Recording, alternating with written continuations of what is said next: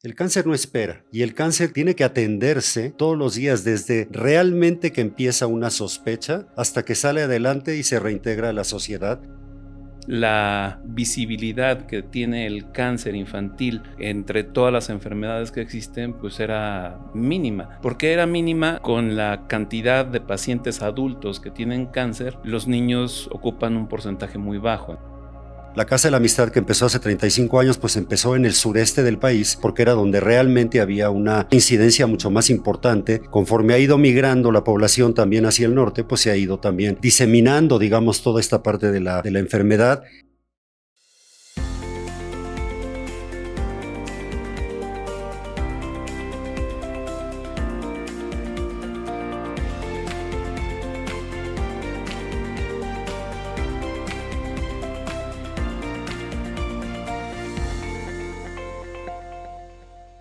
Hola, soy Miriana Pérez Vela y les doy la bienvenida a un nuevo episodio del podcast de Fundación de Alba, Sin Miedo Contacto.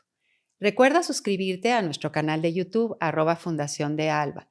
No te olvides de activar la campanita para recibir notificaciones. Recuerda que también nos puedes escuchar en Spotify, Amazon Music y Apple Podcast. El día de hoy tenemos un episodio muy importante y muy interesante también. Vamos a hablar dentro del marco del Día Internacional para la Concientización del Cáncer Infantil con dos expertos en nuestro país. Tenemos con nosotros a Leonardo Arana. Leonardo es director general de Casa de la Amistad para Niños con Cáncer. Muchas gracias, Miriana. Un gusto estar aquí con ustedes. Muchas gracias, Leo, por estar hoy con Al nosotros. contrario. Y tenemos también al doctor Luis Enrique Juárez Villegas. Hola, Luis, ¿cómo estás? Él es oncólogo pediatra y es director de la Agrupación Mexicana de Oncohematología Pediátrica.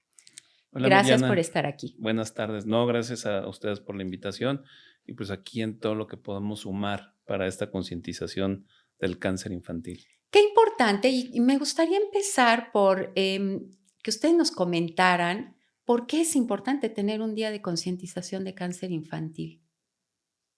Adelante. Bueno, yo te diría que los días son todos los días. O sea, para nosotros en la fundación, en Casa de la Amistad, en realidad esta concientización la hacemos diario.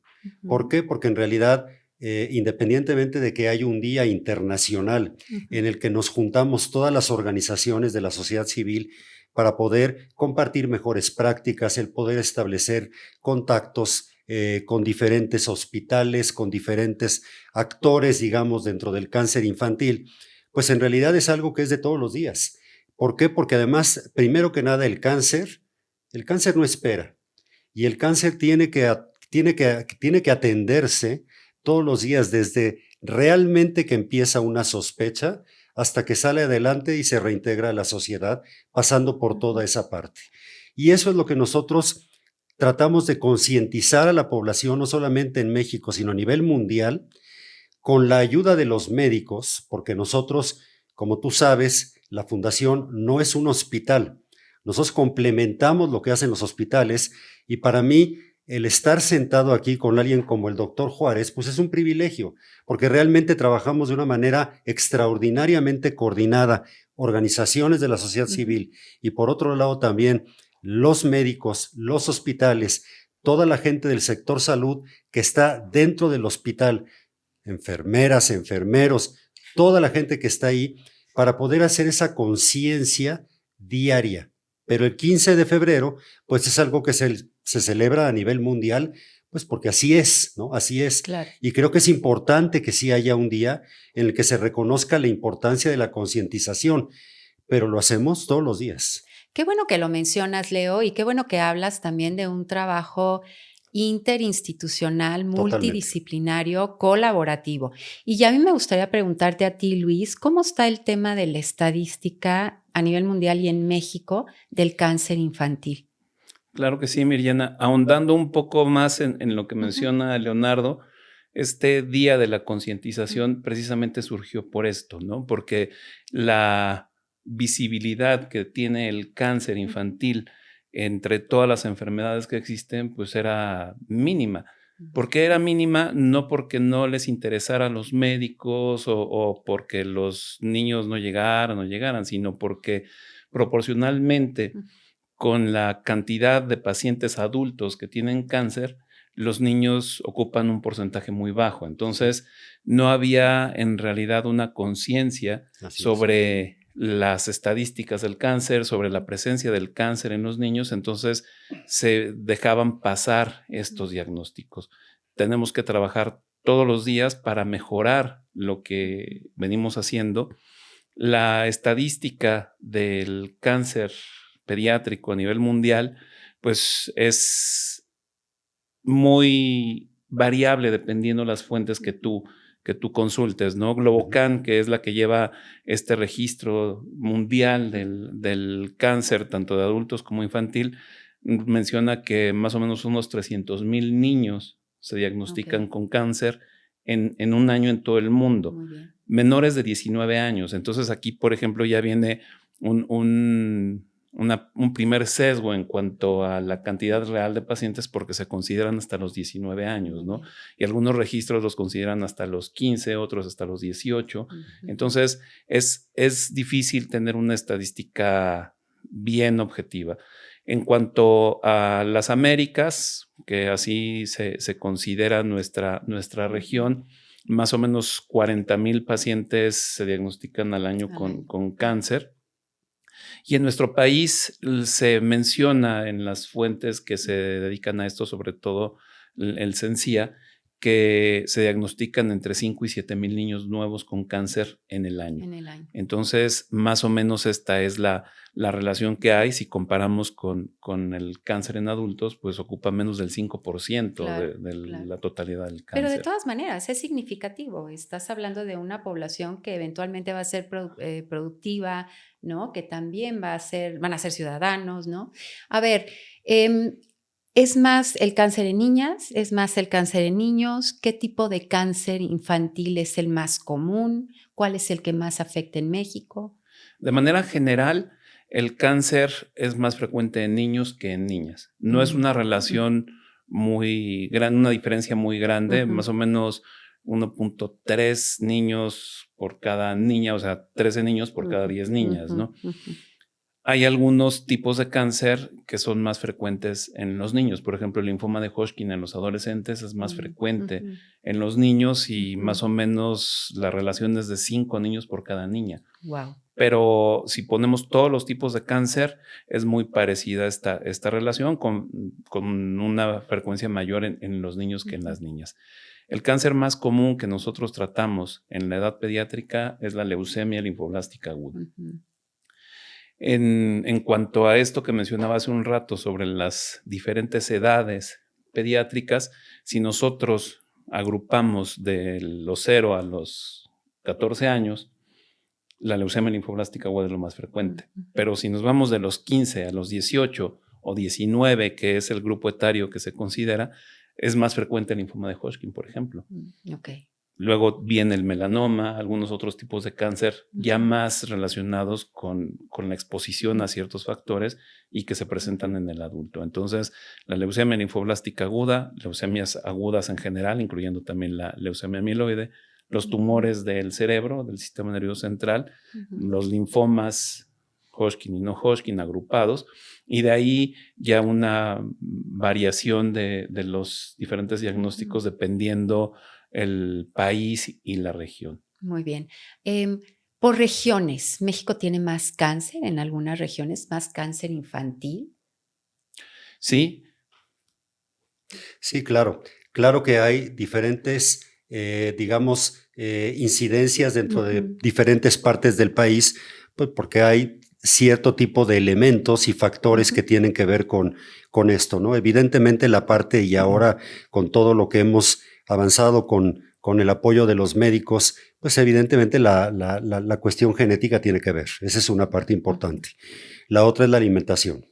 La alimentación, que también tiene que ver, todo lo que son los pesticidas también, por ejemplo, tuvieron una influencia muy importante. Y, por ejemplo, la Casa de la Amistad, que empezó hace 35 años, pues empezó en el sureste del país, porque era donde realmente había una incidencia mucho más importante y pues una necesidad económica también mucho más fuerte para los niños que tenían cáncer.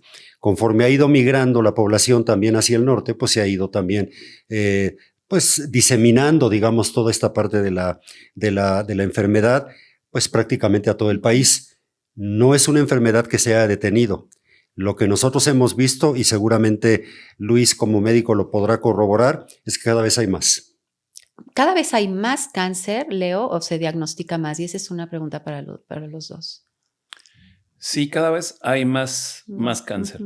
Y esto, tan solo con lo que menciona Leonardo, es algo que es evidente, ¿no? Porque hace 30 años en la República Mexicana había 4 o 5 centros en donde se trataban niños con cáncer. En la actualidad hay más de 50 centros en donde se tratan niños con cáncer. En los hospitales, en la epidemiología que se reporta, la tendencia sigue siendo la misma. Por ejemplo, hay hospitales que reportan 300 niños nuevos por año con diagnóstico de cáncer desde hace 30 años. Entonces se mantiene constante la cifra, pero muchos de esos pacientes que antes llegaban a la Ciudad de México ahora llegan a otros estados, a su estado de origen, al hospital a donde lo pueden atender. Entonces, teniendo en cuenta simplemente esto, pues se puede ya encontrar una evidencia de que hay más cáncer. Si hay más cáncer en frecuencia o se diagnostica más, también es algo que es difícil de definir. Sin embargo, los niños que antes no se diagnosticaban con cáncer tampoco llegaban a los hospitales, ¿no? Entonces me refiero a que no existía esta posibilidad de establecer el diagnóstico. Entonces, ¿qué tanto de los niños que sí tenían cáncer y morían por alguna otra complicación no entraban en esta estadística? ¿O cuántos no tenían la enfermedad? Entonces, es difícil ponerlo en ese sentido. Definitivamente ha habido grandes avances en el diagnóstico del cáncer, desde hacer el diagnóstico por la forma de las células que se tienen en las leucemias o en los tumores hace 40 años, hasta en el momento actual hacer diagnósticos de precisión a través de estudios moleculares, genéticos, de histoquímica. Entonces, sí ha incrementado la cantidad de niños con cáncer en nuestro país y en general en el mundo. Sí. Quiero preguntarles, porque me parece muy importante, que el público que nos escucha allá afuera conozca cuáles son esas señales de alerta. Entiendo que son diferentes tipos de cáncer y seguramente va a haber diferentes síntomas, pero ¿cuáles serían, si pudiéramos decir una generalidad, aquellos síntomas de alerta para un papá, una mamá, un maestro en la escuela, como para ir con un especialista? Los síntomas que tiene el cáncer infantil son inespecíficos y además son comunes. No hay un síntoma o un dato que por el solo hecho que se presente nosotros sospechemos que el niño tiene esta enfermedad. Entonces, partiendo de esto es donde nosotros debemos de influir o buscar influir para esta concientización. La mayor parte de los niños que tienen leucemias agudas, que es lo más frecuente, tienen fiebre, por ejemplo. Hay algunos otros tipos de cáncer que provocan fiebre por la presencia del tumor. Por ejemplo, también los linfomas producen fiebre. Algunos tumores producen fiebre, como uno que se llama neuroblastoma, otros que se llaman sarcoma de Ewing, que se presentan en el hueso. Entonces, en este contexto, la fiebre es un dato clínico que debe de despertar una alerta, no necesariamente una sospecha inmediata de cáncer, pero una alerta. El dolor es otro síntoma que se presenta. Si el niño tiene leucemia, le duelen las articulaciones, le duelen los huesos. Si el niño tiene un tumor en el hueso, le duele el hueso. Si el niño tiene un tumor en el abdomen, le puede doler el abdomen. Si el niño tiene un tumor en el cerebro, le duele la cabeza. Entonces, el dolor es otro Ujú. síntoma que hay que ponerle atención. Ujú. Otro síntoma frecuente, teniendo en cuenta a las leucemias sobre todo y otros tumores que se pueden meter a la médula ósea, es que el niño tenga datos de hemorragia, que tenga hemorragias que no se puedan controlar. Normalmente todos nosotros de repente nos golpeamos y nos sale sangre, o nos cortamos y nos sale sangre, ¿no? Esto pues no llama tanto la atención, pero en los niños con estas enfermedades puede haber un riesgo mayor de sangrado. Y muchas de las veces en los niños no se presenta el sangrado como en los adultos, ¿no? Ujú. Que tosan con sangre o que vomiten con sangre o que tengan orina con sangre. ¿Dónde es donde nosotros podemos ver estos datos de sangrado en el niño? En la piel. Aparecen moretones o aparecen puntitos rojos sin una causa aparente. Muy bien. Entonces, estos 3 son los síntomas principales. Ujú. Encontrar un tumor, una bola en cualquier parte del cuerpo nunca es normal, nunca. En la panza, en el cuello, un ganglio crecido. Entonces, todo esto debe de ubicarse para que nosotros podamos hacer el diagnóstico. Los papás, aunque no sepan exactamente qué es lo que tiene el niño, normalmente buscan una atención pronto cuando un niño empieza con síntomas. Ujú. Entonces, aquí aparte de influir o de buscar influir en la concientización de estos síntomas, en los papás, en los hermanos, en los profesores, también en los médicos que atienden por primera vez a estos niños. Entonces, esto es un grupo muy grande de personas que tenemos que trabajar para llegar a estos diagnósticos. Y en este aspecto, cualquiera de estos síntomas sumados a algunos otros, por ejemplo, en los niños que tienen tumores del cerebro, pueden tener alteraciones de la visión, alteraciones del equilibrio. Ujú. Entonces, si los vamos sumando, ya nos van dando una orientación. Pero lo más importante, ahí sí, para los papás y para las personas que cuidan a los niños y que están en contacto con los niños, es que si un niño ya tiene un diagnóstico de algo más común, una infección, en realidad un golpe, cualquiera de estas cosas, y se le da un tratamiento y el niño continúa con los síntomas, entonces hay que buscar que Claro. sea seguido, preferentemente por el mismo médico que ya tiene un contexto. Pero un niño que ya tiene una orientación sobre qué es lo que le está causando los síntomas y le damos el tratamiento, normalmente debe de remitir. Si no hay una remisión, entonces hay que buscar que continúe esta atención. O sea, un síntoma que continúa, doctor, nunca es normal. O sea, hay que buscar o a Totalmente. otro especialista o un nivel más alto de atención, ¿no? Ok, Así es. muy bien. Leo, yo te quiero preguntar, Sí. ¿cómo trabaja Casa de la Amistad? Mira, como te decía yo, Miriana, nosotros somos complemento de lo que hacen los Ujú, hospitales. Y el punto de partida para poder iniciar, digamos, todo lo que hace Casa de la Amistad apoyando los tratamientos de los niños con cáncer en este país, parte a raíz y a partir de un diagnóstico emitido Ujú. por un médico oncólogo Ujú. pediatra certificado y que tenga absolutamente toda la información como para poder decirnos que este niño, niña o joven tiene cierto tipo de cáncer y finalmente llega toda esa solicitud con una serie, digamos, de requisitos también de orden social, porque solamente atendemos, pues yo te diría, a los niños más vulnerables y a la Ujú. población más vulnerable de este país, para que al momento en el que recibamos ese diagnóstico que nos envía el médico, el oncólogo, pediatra de cualquiera de los hospitales del sector salud en el país, en ese momento nosotros iniciamos, como lo decía Luis Juárez, pues tiene que ser muy rápido, ¿no? Y tiene que ser muy rápido porque en realidad al momento en el que se diagnostica, pues el tratamiento se tiene que empezar a dar Ujú. porque el tiempo aquí es oro, ¿no? Claro. Es oro. Y realmente en ese momento nosotros empezamos a apoyar con medicamentos, con transporte, con educación, con apoyo emocional, con apoyo educativo, con medicamentos, para que el niño, que es nuestra misión dentro de la Casa de la Amistad, es que no abandone el tratamiento. Nosotros queremos Claro. tener 0 abandono de tratamiento. Y la parte importante de todo lo que hemos platicado también, además del apoyo que damos complementario con los hospitales, es que nos hemos aliado con los hospitales de México para poder llevar a cabo campañas de detección oportuna. La mayoría de los niños en este país llegan tarde. ¿A qué te refieres con llegan tarde? Que llegan ya cuando la enfermedad está muy avanzada y llegan probablemente con algún médico después de los síntomas que acaba de describir el doctor, que son totalmente inespecíficos. Y realmente yo te diría, sabemos que llegan, pero hay algunos que seguramente no llegan.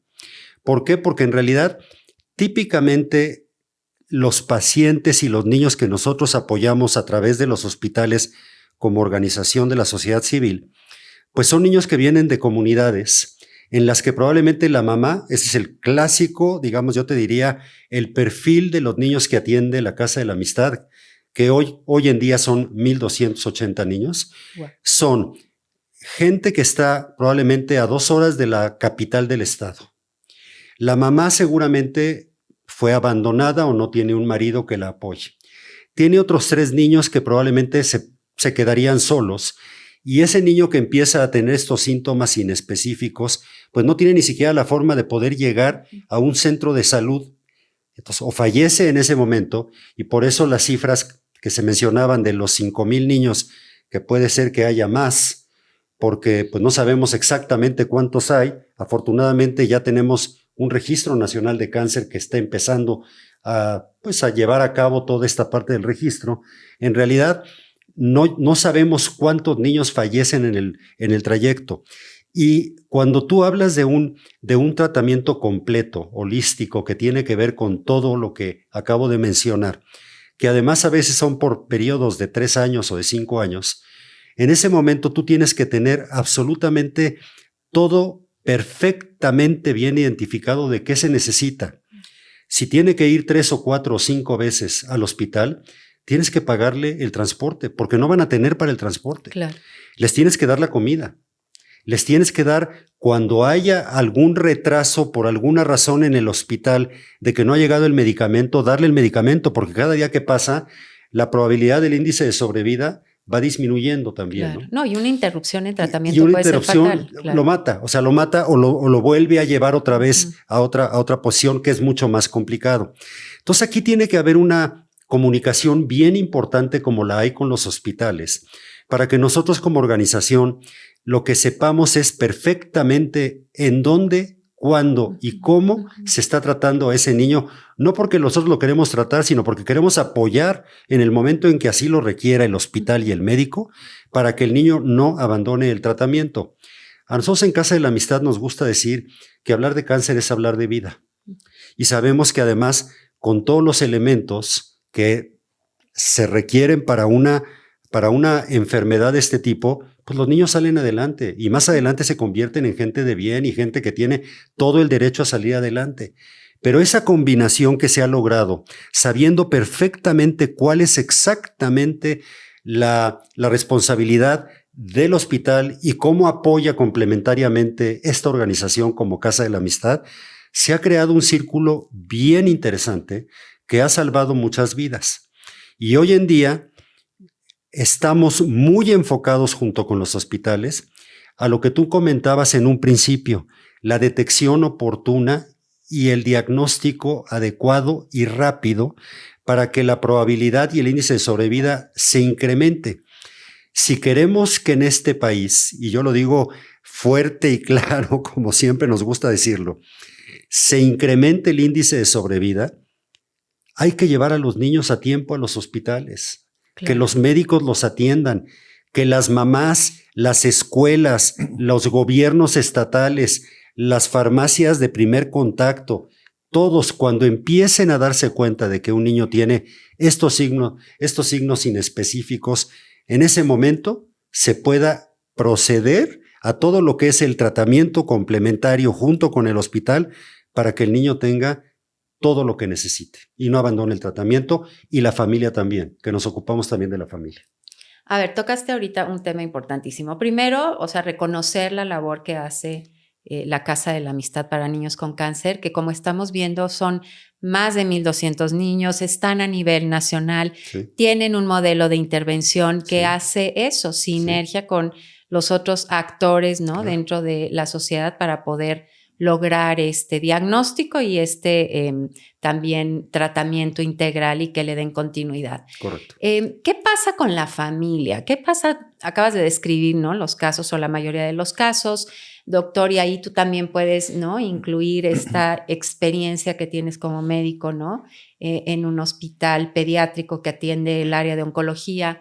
¿Qué pasa con la familia? A veces quienes trabajamos en el ámbito de organizaciones de cáncer en adultos decimos, porque así lo dice el paciente, es que nos enfermamos todos en la familia, ¿no? ¿Qué pasa cuando un niño se enferma de cáncer? ¿Cómo impacta esto a la familia? ¿Qué hay que hacer también para la familia? ¿Qué programas son importantes? Claro, sí, definitivamente el impacto que tiene Ujú. este diagnóstico es muy grande. En la familia nuclear, en los papás, los hermanos, en la familia extendida, o sea, Ujú. los tíos, abuelos, primos, Ujú. y en la sociedad en general. Ujú. Entonces, la enfermedad impacta en todos los sentidos. Y durante mucho tiempo nosotros nos centrábamos casi exclusivamente en el niño, ¿no? Ujú. Y dejábamos de lado a la familia y sobre todo a los hermanos, ¿no? Qué fuerte. Los hermanos del niño con cáncer padecen de este abandono a veces de Es los correcto. padres porque están dedicados a cuidar al niño que está viviendo en otro estado de la república, que no pueden estar con él, los dejan con los familiares.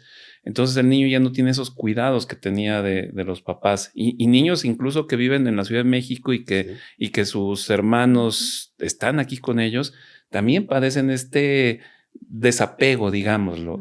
Es comprensible porque los esfuerzos de los cuidados pues están orientados hacia el niño que tiene la enfermedad. Claro, Pero los niños con mucha frecuencia nos decían, oye, es que yo también quiero estar enfermo para que mis papás me pongan atención. claro. O exactamente. cuando al niño que estaba recibiendo tratamiento le regalaban algo, Sí, decían, yo quiero tener cáncer para que me regalen también Claro, este claro. juguete o esto. Entonces, nosotros durante mucho tiempo no teníamos este concepto bien claro de que Ujú. el tratamiento no es nada más dar medicina al niño que tiene Ujú. cáncer, ¿no? Sino Ujú. también procurarle las mejores condiciones a él y a la familia. Claro. Entonces, ahora hay muchos programas que incluyen a los hermanos, a la familia, Ujú. este tema de la escuela en el hospital. Hay una escuela en la que los sí, niños Ujú. continúan llevando sus clases como si estuvieran en su casa, ¿no? Claro. Yo a veces bromeo con los niños y con los papás y les digo, pobre del niño, llegó al hospital pensando que se había salvado de la escuela y aquí Sí, se que ya no iba encuentra a la hacer escuela. tarea, sí, no. Sí, entonces cada vez hay un mayor reconocimiento a que debemos de darle este apoyo, este respaldo, este Ujú. Ujú. acompañamiento, no con tratamientos, no con medicinas, ¿no? Porque Ujú. el que recibe el tratamiento es el niño, Claro. pero la familia también necesita de estos cuidados, de estas orientaciones y sobre todo algo muy importante y que no cuesta en realidad nada económicamente, ni hacer programas, ni nada, es una comunicación. Mm. Comunicación, información y empatía, ¿no? Ujú. Porque nosotros de repente no estamos en ese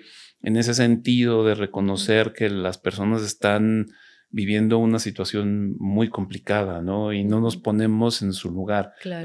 Tampoco podemos vivir en su lugar porque si no Sí, no. Ujú. sufriríamos igual o peor, ¿no? Porque pues nosotros estamos en ujú, un lado en el que ujú, no compartimos lazos sanguíneos, pero sí compartimos lazos afectivos, ¿no? Claro. Y también nos damos cuenta de muchas otras cosas que los papás no alcanzan a darse cuenta. Entonces, sí procurar tener esta comunicación, una relación médico-paciente, Ujú. pues favorable y mantener esta comunicación. Con eso damos grandes pasos aparte de estos programas. ujú. O sea, en la Casa de la Amistad, pues yo sé que las mamás tienen talleres ocupacionales en el hospital, también los hacemos tanto para los niños como para los papás.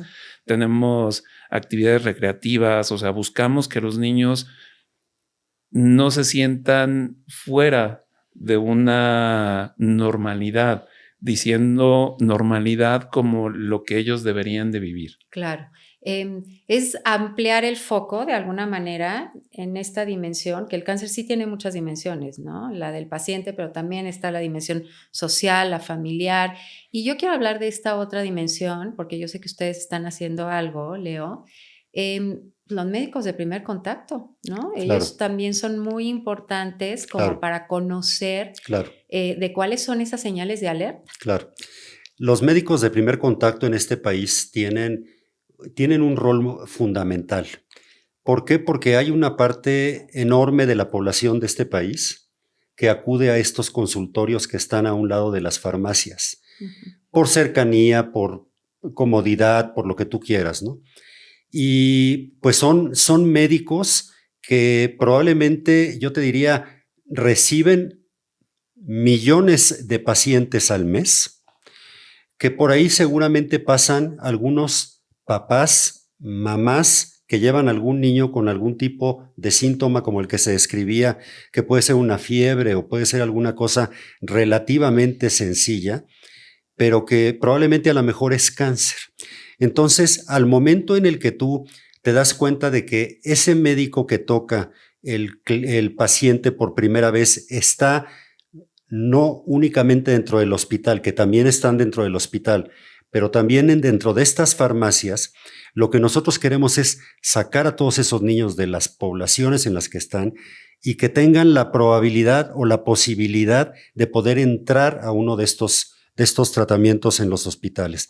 Entonces, lo que queremos hacer es llevar a cabo una serie de capacitaciones a todos estos médicos de primer contacto que están tanto en los hospitales como también en las farmacias que están pues, en todo el país y muy cerca de estas comunidades, concursos que están siendo hechos por los mejores oncólogos del país, que van a ser totalmente gratuitos y que van a llegar a través de las plataformas que llevan a las farmacias para que el médico pueda empezar a darse, pues yo te diría, a capacitarse, digamos, en este tipo de diagnósticos y que de ahí haya un sistema de referencia para que lo puedan referir a los hospitales y ya el hospital se dedica pues a lo que saben hacer y a lo que hacen muy bien y en ese momento el diagnóstico nos los envían y empezamos a trabajar con todo esto.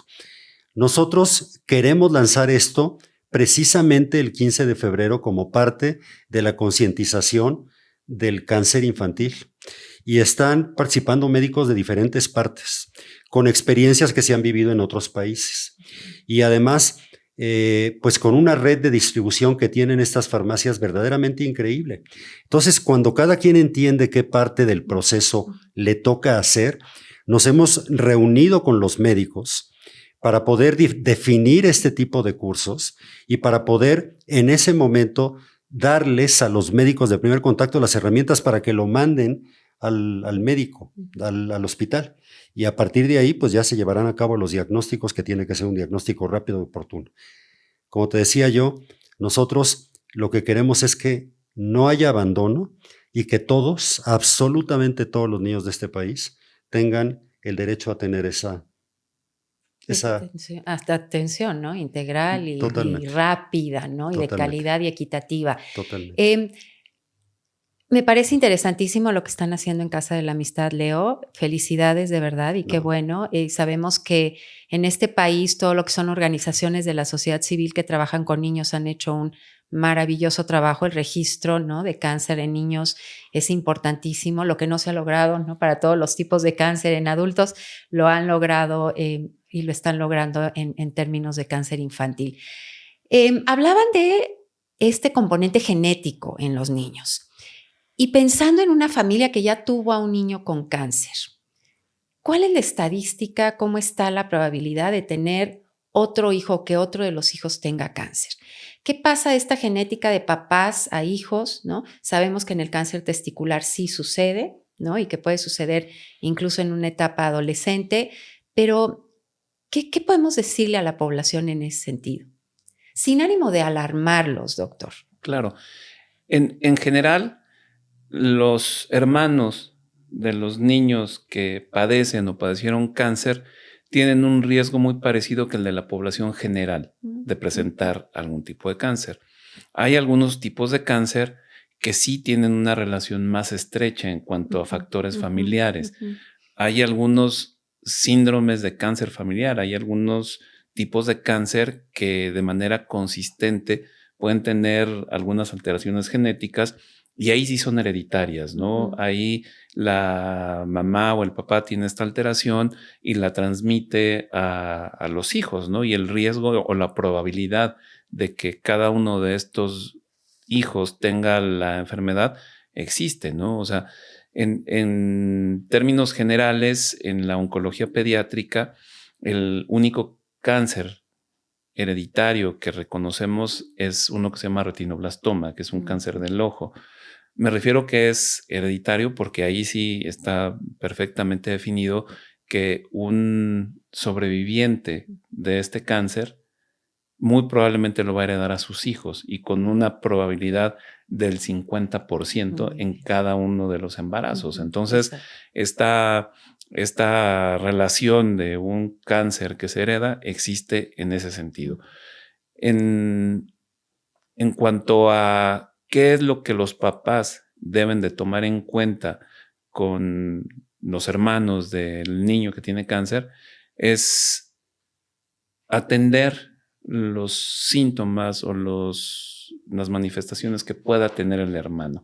No, efectivamente, no causando alarma, no causando alerta, sino que poniendo atención y llevando rápido al hermano del niño que tiene cáncer a que tenga una atención, porque probablemente no tenga el cáncer, pero sí hay que estar alertas. Algo que también nosotros debemos de concientizar a los papás es que esta probabilidad o este riesgo genético no depende necesariamente de ellos, ¿no? Claro. Porque a veces los papás se sienten culpables. Los papás se sienten culpables. Es que por mi culpa mi hijo tiene cáncer.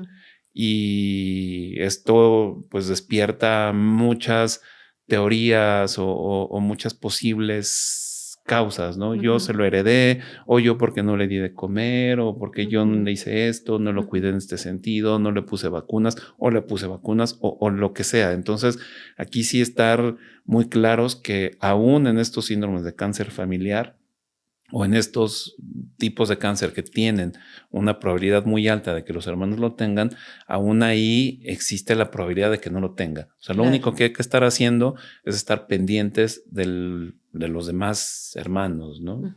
Estas visitas con el médico, ¿no? Con el médico en todas las etapas de la vida, con el pediatra cuando son niños en edad pediátrica, con el urólogo cuando un hombre ya llega a partir de los 40, el ginecólogo en la mujer, pero qué poca cultura tenemos de prevención y de detección temprana en este país. Entonces, creo que también hablar de esto, ¿no? Prevención en los niños y con quién sería el médico indicado para acudir. ¿Hay pruebas en México que se puedan hacer de genética? ¿Están indicadas en estas familias, en estos niños? Y también es importante hablar de las pruebas y si ustedes en Casa de la Amistad, Leo, tienen apoyo con pruebas para detección, para el diagnóstico.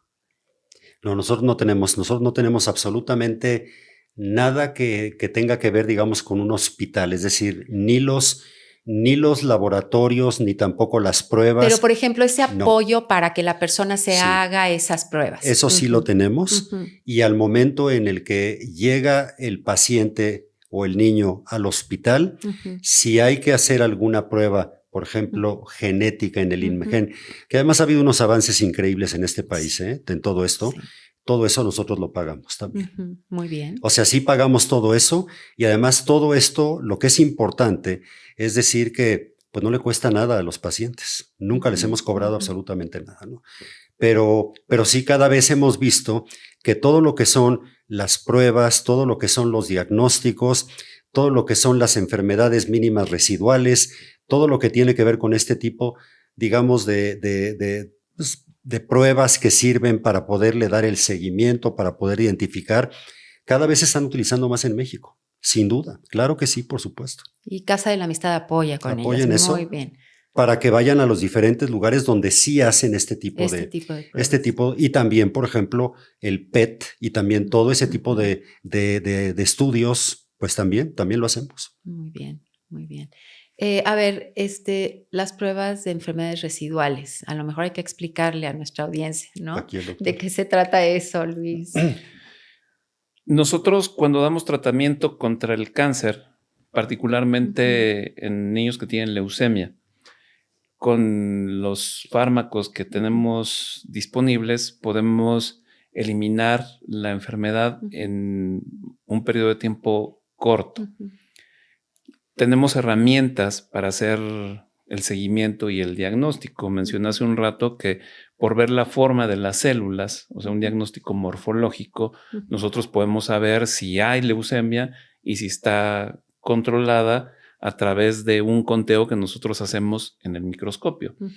Pero hay cierta cantidad de células que nosotros no podemos ver en el microscopio y que tienen algunas alteraciones que ya son reconocidas dentro de estos tipos de cáncer o características de la enfermedad. Entonces hay métodos más sensibles que se hacen a través de estudios moleculares o de otro tipo de estudios de un inmunofenotipo en los que se pueden detectar una cantidad más baja de células leucémicas dentro de una cantidad mayor de estas, ¿no? Si yo veo en el microscopio, yo puedo contar en porcentaje, o sea, de 1 al 100. En estos estudios se puede encontrar una célula en 10,000. Wow. O sea, no una en 100, una en 10,000. Entonces, con este estudio lo que se busca es hacer ese conteo y ver qué tanto de esa enfermedad, que no es posible que nosotros la veamos porque tiene estas limitaciones, se puede encontrar. Entonces, una enfermedad residual sigue estando ahí, pero es mínima porque no la podemos detectar a través de los métodos estándar que tenemos a nuestro alcance. Entonces, este estudio es tan importante que define el pronóstico. Nosotros en base o con base a este resultado podemos planificar, tanto saber el pronóstico como planificar qué es lo que le vamos a hacer al paciente. Y se emplean también en otros tipos de tumores, pero sobre todo en leucemias. Claro. Lo importante aquí es saber que México puede hacer este tipo de pruebas, Claro. o se hacen, Así y es. que hay organizaciones que apoyan Claro. también con este tipo de Claro. pruebas. Así es. Y que hay médicos y hospitales en donde se trata. Y hablabas tú, Sí. Luis, en un principio de cómo han crecido estos centros Claro. oncológicos a nivel nacional. Estamos llegando ya al final de este episodio. Creo que hemos hablado, pues en general, ¿no? Y a veces en algunos puntos muy particulares del cáncer y todas las dimensiones que trae. A mí me gustaría que ustedes dieran este mensaje que les parece el más importante, el medular, para que la población allá afuera entienda la importancia de tener esta conciencia del cáncer infantil. Adelante.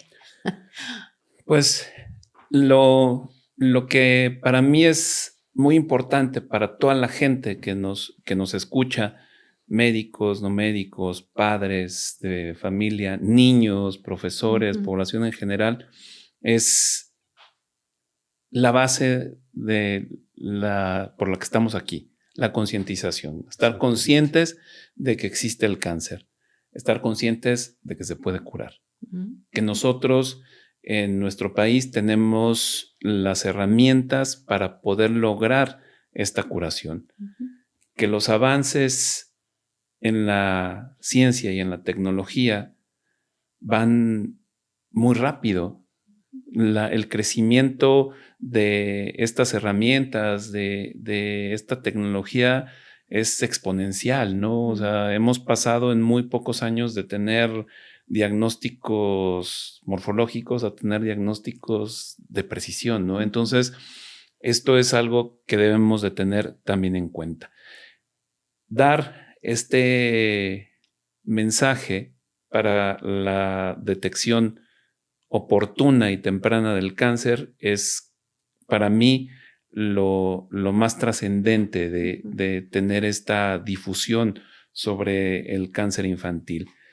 Otro punto que ya también lo había mencionado Leonardo, el de los supervivientes, el de los niños, y no necesariamente los que están en la etapa de adultos y que padecieron cáncer en la niñez, sino los supervivientes que están todavía dentro del periodo de la niñez, ¿no? Porque nosotros atendemos niños desde recién nacidos que pueden tener cáncer. Entonces, el periodo de vigilancia de 5 años lo pueden terminar a los 8 o a los 10 años y siguen siendo niños. Entonces, aquí nosotros debemos de poner ese énfasis porque debemos de buscar que tengan la menor cantidad de secuelas, que puedan vivir vidas normales y llevar este seguimiento. Nosotros en la agrupación, que la agrupación tiene su página de internet, amohp.mx, amohp.mx, ahí nos pueden buscar. Mi correo es luisjuarezvillegas@gmail.com, en donde nos pueden contactar para cualquier duda y cualquier tema que quieran tratar. En la agrupación nosotros hacemos un congreso anual, y el de este año va a estar centrado precisamente en los supervivientes, niños, adolescentes y adultos. Y el eslogan del congreso es: el cáncer termina, el acompañamiento no. Entonces, esto habla de lo que nosotros queremos: diagnósticos precisos, oportunos, porque tenemos las herramientas, y el seguimiento de los pacientes desde que están en el tratamiento hasta que tienen hijos y se siguen comunicando con nosotros en todo momento, y el acompañamiento a la familia. Eso para mí es el mensaje importante. Ay, muchas gracias Luis. Con todo Juárez, gusto, Miriana. Médico, oncólogo, pediatra. Muchísimas gracias. Gracias a ti. Adelante, Leo. Miriana, el mensaje clave que nosotros enviamos por parte de Casa de la Amistad siempre es: el cáncer puede dar, o sea, es una enfermedad que no respeta. Y desafortunadamente los niños son una población extraordinariamente vulnerable que pues adquieren esta enfermedad por diferentes razones. Si un niño no recibe el apoyo que requieren para poder salir adelante, no va a salir adelante. Y desafortunadamente es una enfermedad tan complicada desde el punto de vista social, desde el punto de vista económico, desde el punto de vista de relaciones, de todo lo que implica el cáncer, que nadie puede solo. Y el mensaje que yo les quiero dar es: no están solos. O sea, realmente pueden acercarse a los médicos, pueden acercarse a través de los médicos a la Casa de la Amistad, que somos un grupo de personas que ya tiene 35 años ayudando a los niños de este país, cada vez con más servicios, cada vez con más, y gracias a nuestros donantes que son extraordinariamente generosos, a los cuales pues evidentemente debemos la vida de más de 15,000 niños que hemos salvado en la historia de la Casa de la Amistad.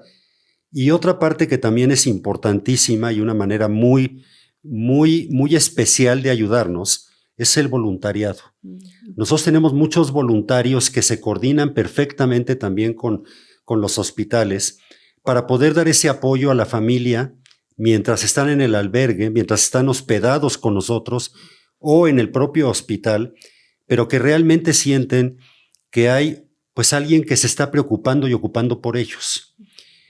El segundo elemento importante que hemos podido ver nosotros dentro de Casa de la Amistad, que tiene realmente un impacto lo que hacemos, no son los medicamentos. Los medicamentos es lo más importante. El segundo lugar es el apoyo emocional. El apoyo emocional para una familia y para un niño que tiene cáncer es fundamental. Si no se les da, no sale adelante. Si la familia no está bien, el niño no sale adelante.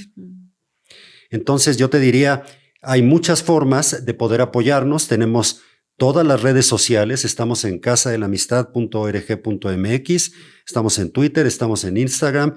Hay muchas formas de poder apoyar, no solamente con dinero, con tiempo también. Y todo lo que la gente ya no necesite de ropa, de muebles, de todo lo que tenemos, nosotros lo vendemos en tiendas de segunda mano que tenemos también nosotros. Y cada parte la convertimos en un pedazo del medicamento que necesita el niño. Así es. En los años que llevamos, no les ha faltado un solo medicamento a los niños, aún a los que tienen enfermedades un poco más largas como los que tienen trasplante de médula, y si recaen, somos muy tercos, los volvemos a aceptar y los volvemos a apoyar y los volvemos a ayudar hasta que salen adelante. Como decía el doctor, en la época de vigilancia es importantísima. Claro. Y también más adelante, México no es un país inclusivo, que también es un mensaje que hay que decirlo. No hay forma de que los sobrevivientes de cáncer consigan un trabajo fácilmente. Claro. Y ojalá y cambie la sociedad de este país. Y yo creo que los voy a invitar a que hablemos precisamente de ese tema y de la estigmatización que tiene o que sufre, ¿no? Un niño que sufrió cáncer o que tuvo cáncer más adelante en su vida adulta. Les agradezco infinitamente a los dos que hayan estado en este episodio. De verdad que hay que enviar este mensaje a la población allá afuera. El cáncer infantil en este país es una realidad, pero ha cambiado ahora, no necesariamente es muerte. Un diagnóstico oportuno, un apego a tratamiento hacen la diferencia. Entonces, les recordamos suscribirse a nuestro canal de YouTube, @Fundación de Alba. Síguenos también en Spotify, Amazon Music y Apple Podcast. Muchas gracias.